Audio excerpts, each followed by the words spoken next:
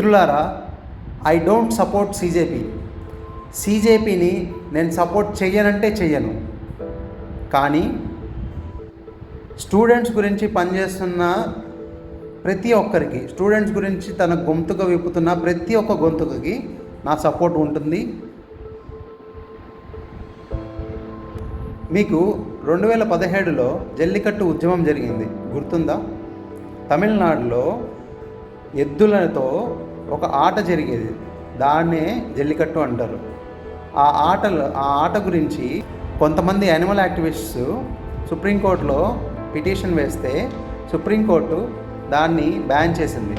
ఆ బ్యాన్ని తీసేయాలని చెప్పేసి ఆ ఉద్యమము చాలా విస్తృతంగా జరిగింది.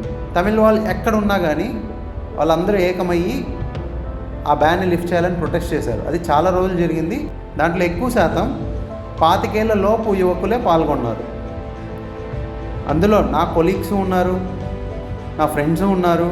నేను కూడా సపోర్ట్ చేశాను ఆ ఉద్యమానికి. అప్పటికి ఇప్పటికి డిఫరెన్స్ ఏంటయ్యా అంటే, అప్పుడు ఒక్క పొలిటీషియన్ని కూడా వాళ్ళు ఆ ప్రొటెస్ట్లో రానివ్వలేదు. చాలా క్లియర్ స్టాండ్ తీసుకున్నారు. ఫైనల్లీ గవర్నమెంట్ ఆర్డినెన్స్ తీసుకొచ్చి జల్లికట్టు బ్యాన్ని తీసేసింది. మళ్ళీ ఆట జరిగింది. ఆ సమయంలో కూడా చాలామంది వెస్టెడ్ ఇంట్రెస్ట్స్ దాంట్లో పాల్గొని ప్రొటెస్ట్ని హైజాక్ చేయడానికి ప్రయత్నించాయి. అంటే ఎల్టీటీకి సపోర్ట్ చెప్పడం కావచ్చు, ప్రపంచంలో ఉన్న తమిళ వాళ్ళందరినీ కలిపి ఒక కొత్త దేశం సృష్టించాలనే డిమాండ్ కావచ్చు, ఇట్లాంటివి జరిగాయి. కానీ స్టూడెంట్స్ అలాంటి ఎలిమెంట్స్ని తరిమేసి ఒకటే స్టాన్స్ మీద ఉన్నారు, జల్లికట్టు మీద బ్యాన్ లిఫ్ట్ చేయాలి అని. ఈ విషయాన్ని ఇప్పుడు ఎందుకు ప్రస్తావన చేస్తున్నానంటే, ఈరోజు సీజేపీ వాళ్ళ ఇంట్రెస్ట్ ఎక్కడ ఉన్నాయి? స్టూడెంట్స్ మీద ఉన్నాయా? అక్కడ ప్రొటెస్ట్లో ఏం జరుగుతున్నాయి? ఒక ఆవిడ వచ్చి ఓన్లీ అల్లా పేరు మాత్రమే ఉంటుందంటారు. ఇంకొక ఆవిడ వచ్చేసి కాశ్మీర్ అసలు మన దేశంలో భాగం కాదు అని చెప్పిన ఆవిడ అక్కడికి వస్తుంది, స్టేజ్ మీద మాట్లాడుతుంది. ఇంకొకడు వచ్చి రాముడిని అవమానిస్తారు. తర్వాత అన్ని పార్టీస్ వాళ్ళు వచ్చారు. నేను ఎందుకు చెప్తున్నానంటే, ప్రొటెస్ట్ అన్నాక ఎవరైనా వాళ్ళ మద్దతు తెలపొచ్చు. కానీ ఇక్కడ ఎవరైతే ఆర్గనైజర్స్ ఉన్నారో వాళ్ళకి మైక్స్ ఇచ్చి మాట్లాడిస్తున్నారంటే వీళ్ళకి వాళ్ళ ఐడియాలజీతో ఇంక్లినేషన్ ఉన్నట్లే కదా. అభిజిత్ దిప్కే ఎవరైతే సీజేపీని స్థాపించాడో తను ఉమర్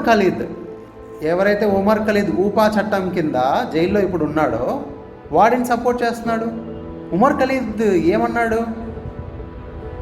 అఫ్జల్ గురు 1993 బాంబే బ్లాస్ట్లో అక్యూజ్డ్ వాడే ఒప్పుకున్నాడు, ఎలా చేశాను ఈ ప్లానింగ్ అంతా అని. ఒక అఫ్జల్ గురు చచ్చిపోతే 100 మంది అఫ్జల్ గురుస్ పుడతారు అన్నాడు.